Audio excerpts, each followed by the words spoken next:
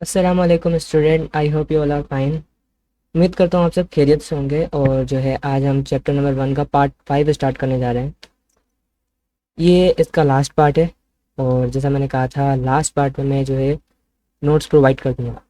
तो नोट्स की जो है मैंने लिंक डिस्क्रिप्शन में दे दी है, बल्कि मैंने वेबसाइट की लिंक दे दी है। वेबसाइट पे आप जाके गो थ्रू कर लीजिएगा। वहाँ पे जो है आपको नोट्स भी प्रोवाइड हैं, बुक्स की मतलब सारी 11 की 9 की 10 की बुक्स भी हैं। और जो है नोट्स के साथ वीडियोस भी वहाँ पे प्रोवाइड कर दी गई हैं। अगर आप वहाँ से देखना चाहें तो वहाँ से देख सकते हैं। तो आज का हमारा जो पार्ट है वो है न्यूक्लिक एसिड। ये लास्ट पार्ट है, इसके बाद हम फिजिक्स पे मूव करेंगे। ओके, तो पहले न्यूक्लिक एसिड को पढ़ लेते हैं। न्यूक्लिक एसिड क्या है, डेफिनेशन क्या कह रहा है। क्या है, there are large biomolecule that store and transmit genetic information in our living organism in our body as a किस मतलब न्यूक्लिक एसिड हमारे बॉडी में कैसा है एज अ जेनेटिक मटेरियल। किससे बना है ये न्यूक्लिक एसिड? बना है सब यूनिट न्यूक्लियोटाइड जो मोनोमर कंपोनेंट से बना हुआ है। इसके मोनोमर कंपोनेंट क्या है? 5 कार्बन की शुगर, पेंटोज शुगर। दो तरह की हमने पेंटोज शुगर पढ़ी, एक डीऑक्सीराइबो और एक राइबो। ओके, मतलब ये दो मेन क्लासेस हैं न्यूक्लिक एसिड की, deoxyribose nucleic acid and ribose nucleic acid. Difference क्या है देखते हैं।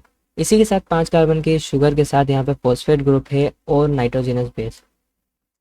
मतलब दो इसकी जो क्लासेस हैं उनमें डिफरेंस सिर्फ ऑक्सीजन का है। यस, ऑक्सीजन का डिफरेंस है। क्या डिफरेंस है यहाँ पे? अगर इस शुगर के साथ ओ आ जाए तो इसे हम कहेंगे राइबोस शुगर। ओके, अगर इससे मैं रिमूव कर देता हूँ ऑक्सीजन को तो हम कहेंगे डीऑक्सीराइबोस शुगर, पेंटो शुगर। ओके, तो इसी तरह डीएनए और आरएनए में डिफरेंस आता है ना। अब हम आते हैं न्यूक्लियोटाइड जो इसका मोनोमर है और कंपोज किस किस से। Nitrogenous base, pentose sugar and phosphate group. ये तीन मेन कंपोनेंट आपको याद रखने हैं, nitrogenous base, pentose sugar and phosphate group. Phosphate group से शुरू करते हैं। तो इस पर फॉस्फेट ग्रुप अटैच होते हैं इसके पेंटोज शुगर पे। पेंटोज शुगर सेंट्रल में होते हैं, उसके साइड पे फॉस्फेट ग्रुप जोड़ते हैं, अटैच होते हैं। फॉस्फेट अगर 1 जुड़ रहा है monophosphate, 2 di, 3 tri. Pentose sugar, pentose sugar इसमें कौन सी हो सकती है? या तो डीऑक्सीराइबो पेंटोज शुगर होगी या राइबोस पेंटोज शुगर होगी। नाइट्रोजनस बेस इसमें होते हैं जो नाइट्रोजन कंटेनिंग होते हैं। ओके, रिंग की फॉर्म में होंगे। तो इनकी भी दो टाइप्स हैं, जैसा इसमें लिखा हुआ है प्रिमिडीन एंड प्यूरिन। प्यूरिन्स में जो आएगा वो एडिनाइन एंड ग्वानिन होगा, एंड प्रिमिडीन में जो आएगा वो है cytosine, uracil and thiamine. Okay, ये दो ग्रुप हैं और उन दो ग्रुप के अंदर पांच पांच नाइट्रोजनस बेस हैं। ये 5 नाइट्रोजनस बेस डीएनए में भी होते हैं, आरएनए में भी होते हैं। डीएनए में कौन कौन से होते हैं? डीएनए में एडिनाइन होगा, ग्वानिन होगा, थायामीन होगा और साइटोसिन। आरएनए में adenine, guanine, cytosine, but thiamine replace कर जाएगा किसको? यूरासिल को। तो थायामीन की जगह यूरासिल होगा। ओके, एक स्ट्रक्चर देख लेते हैं जिसमें ये एक पेंटोज शुगर है, नाइट्रोजनस बेस इसके साथ जुड़ा है, अटैच है कौन सा? एडेनाइन और एक फॉस्फेट ग्रुप। हम एडिनोसिन मोनोफॉस्फेट नेम देंगे। नोमेनक्लेचर भी हमें आना चाहिए। ओके, तो आगे चलते हैं।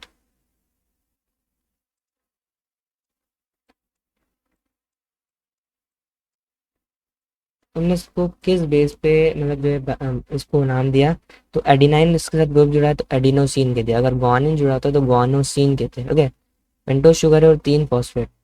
कितने फॉस्फेट है? एडिनोसिन, डाईफॉस्फेट, एडिनोसिन अगर एक फॉस्फेट है तो मोनोफॉस्फेट, 3 फॉस्फेट है तो एडिनोसिन ट्राईफॉस्फेट। ओके, अगर ग्वानोसिन मतलब ग्वानिन है तो ग्वानोसिन ट्राईफॉस्फेट। ओके, ना अभी हम इसकी टाइप्स पे आ रहे हैं। अभी हम इसकी टाइप्स पे आ रहे हैं न्यूक्लियोटाइड की, न्यूक्लिक एसिड की नहीं, न्यूक्लियोटाइड की। क्या बेसिस है? On the number.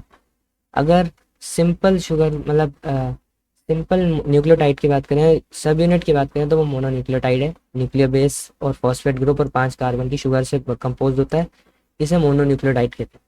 जो न्यूक्लिक एसिड का बिल्डिंग ब्लॉक है, मतलब मोनोमर है, पॉलीमर बनाएगा, जैसे डीएनए और आरएनए को फॉर्म करेगा।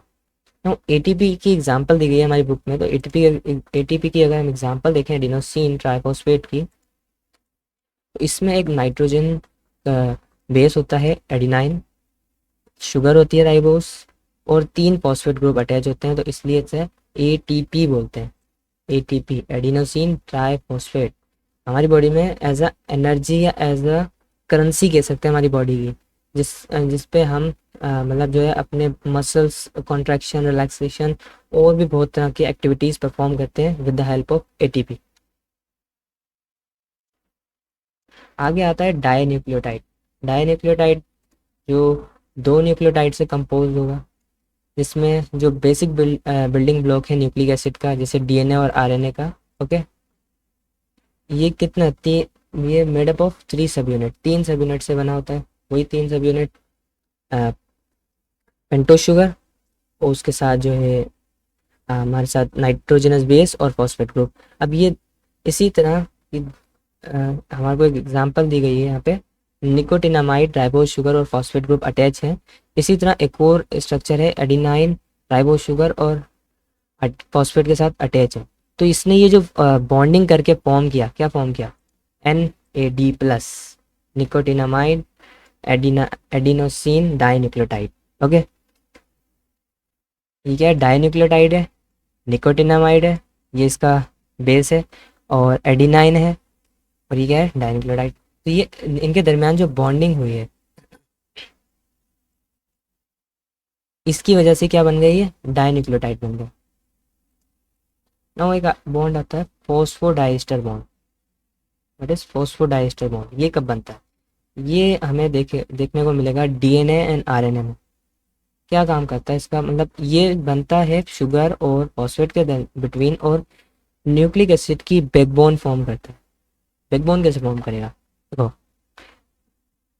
ये नाइट्रोजनस बेस, इसको हम इससे रिलेट कर सकते हैं। ये जो अंदर की साइड जो ये blue yellow purple grey black कह सकते हैं, ये जो बॉन्डिंग हुई है, ये तो है नाइट्रोजनस बेस की। किसकी, ये नाइट्रोजनस बेस की, पिरिमिडीन बेस, प्यूरिन बेस। यहाँ पे जो पीछे जो ये स्ट्रक्चर बन रहा है, ये बोन रीढ़ की हड्डी जैसा स्ट्रक्चर बन रहा है, ये बन रहा है फॉस्फेट ग्रुप के बिटवीन और शुगर, फॉस्फेट ग्रुप और शुगर, पेंटोज शुगर और phosphate group, sugar and phosphate group के दरमियान जो बॉन्ड बनेगा that's called phosphodiester bond. Yes, और जो बॉन्ड बनेगा नाइट्रोजनस बेसिस के between, that's a hydrogen bond. ये डीएनए का स्ट्रक्चर दिया, ये आरएनए का स्ट्रक्चर दिया है। ठीक है, तो अब हमें समझ में आ गया होगा शुगर के दरमियान और फॉस्फेट ग्रुप के दरमियान जब बॉन्ड बनता है तो किस वजह कैसे हम क्यों कह रहे हैं कि ये बैकबोन फॉर्म कर रहा है।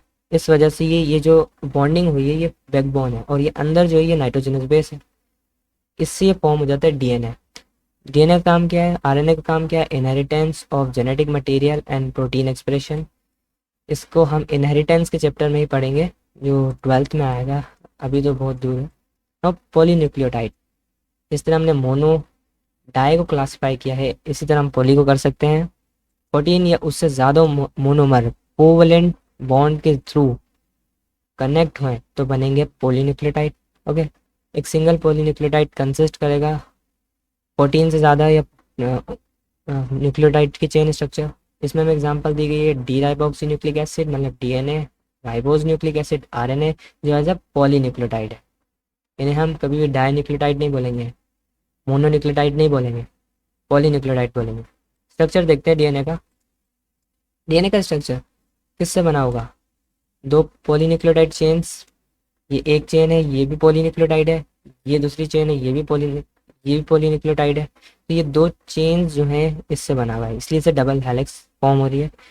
एक ट्विस्टेड लैडर कह सकते हैं। और ये कभी भी स्ट्रेट में नहीं पाया जाता। स्ट्रेट ये सम टाइम होता है जब इसे कुछ रिपेयरिंग या जो है कह सकते हैं अपनी कॉपी बनानी हो, वैसे ये जो है ऑयल हुआ हुआ 2 स्ट्रैंड होते हैं, और इनके बेसिस के दरमियान जो हाइड्रोजन बॉन्ड होती है, इनके बेसिस के दरमियान 2 strand held together by hydrogen bond, मतलब जो बेस पोर्शन होता है, इसलिए डबल हेलिक्स मतलब बाकी चीज़ों से स्ट्रक्चर फॉर्म कर रहा है इसका। नाउ अब इसमें जो शुगर है ये दोबारा से वो एग्जांपल दे दिए, मतलब ये शुगर और फॉस्फेट मिलके किस तरह से बैकबोन बना रहे हैं। और अच्छी एग्जांपल है, ये नाइट्रोजनस बेस है जो हाइड्रोजन बॉन्ड बनाएगा दूसरे स्ट्रैंड के साथ, और ये पेंटोज शुगर और ये फॉस्फेट ग्रुप। तो ये अटैच होते होते फॉस्फोडाइस्टर बॉन्ड से एक बैकबोन फॉर्म कर लेते हैं, और ये नाइट्रोजनस बेस हैं adenine, thymine, guanine and cytosine, जो नाइट्रोजन कंटेनिंग है। ना अब एक प्रोसेस आता है हमारे बुक में कि डीएनए किस तरह से प्रोटीन सिंथेसिस करता है। तो डीएनए जो है वो ट्रांसक्रिप्शन करता है। ट्रांसक्रिप्शन क्या है? अपनी एक स्ट्रैंड की कॉपी बनाता है आरएनए, जिसे ट्रांसक्रिप्शन कहते हैं। तो और डिटेल में हम अच्छी तरह समझ पाएंगे कह सकते हैं इनहेरिटेंस के चैप्टर में। तो डीएनए कॉपी करके फॉर्म करेगा आरएनए, इस प्रोसेस को हम ट्रांसक्रिप्शन कहेंगे। अपनी कॉपी बनाई, और फिर आरएनए जो है ट्रांसलेट होके प्रोटीन सिंथेसिस करेगा। लेकिन ये इतना सिंपल प्रोसेस नहीं है, और ये क्यों किया जाता है? ये होता है न्यूक्लियस में। फॉर एग्जांपल न्यूक्लियस में डीएनए मटेरियल है। अब न्यूक्लियस को कुछ प्रोसेस कराने, सेल मतलब सेलुलर एक्टिविटी करानी है। तो वो एक्टिविटी कराने के लिए क्या करेगा? ये एज अ मैसेज भेजेगा। अब मैसेज किस तरह भेजेगा? कह सकते हैं ये एक आरएनए को कॉपी करेगा, मतलब अपनी एक कॉपी बनाएगा आरएनए। वो एक सिंगल स्ट्रैंड होगा, मतलब एक अपनी स्ट्रैंड की कॉपी बनाएगा। मतलब ये एक डीएनए है, ये अपनी कॉपी बनाएगा एज अ आरएनए ऐसे। अब ये आरएनए को अलाउ होगा कि ये क्या कर सकता है, क्योंकि न्यूक्लियस में पोर्स होते हैं, पता है ना, वो पोर्स से जो है आरएनए मूव कर सकता है, डीएनए नहीं। तो ये आरएनए जो है न्यूक्लियस से जाएगा सेल के बाहर, और कहाँ जाएगा? राइबोसोम में। राइबोसोम जो है इसको एज अ रीड करेंगे, जैसे हम कहते हैं ट्रांसलेशन, और क्या सिंथेसिस करेंगे? प्रोटीन सिंथेसिस करेंगे। आरएनए से प्रोटीन सिंथेसिस करेंगे। तो दो प्रोसेस हैं, ट्रांसक्रिप्शन एंड ट्रांसलेशन। और ये पूरा एंजाइमल प्रोसेस होता है, पॉलीमरेज और जो है ट्रांसक्रिप्टेज और इस तरह के एंजाइम जो है यहाँ पे यूज़ हो रहे थे। तो जो डीएनए से, बल्कि इसको हम आगे इस तरह समझेंगे, आरएनए की तीन टाइप्स हैं, जिसमें हमारे पास एक आरएनए होता है एमआरएनए, जो कौन कॉपी करेगा? जो डीएनए से फॉर्म होगा। एमआरएनए फॉर्म होगा डीएनए से मैसेंजर आरएनए, जो मैसेज लेके जाएगा, एनकोड प्रोटीन। टीआरएनए ये वो आरएनए होगा जो कह सकते हैं राइबोसोम्स के पास अटैच होगा।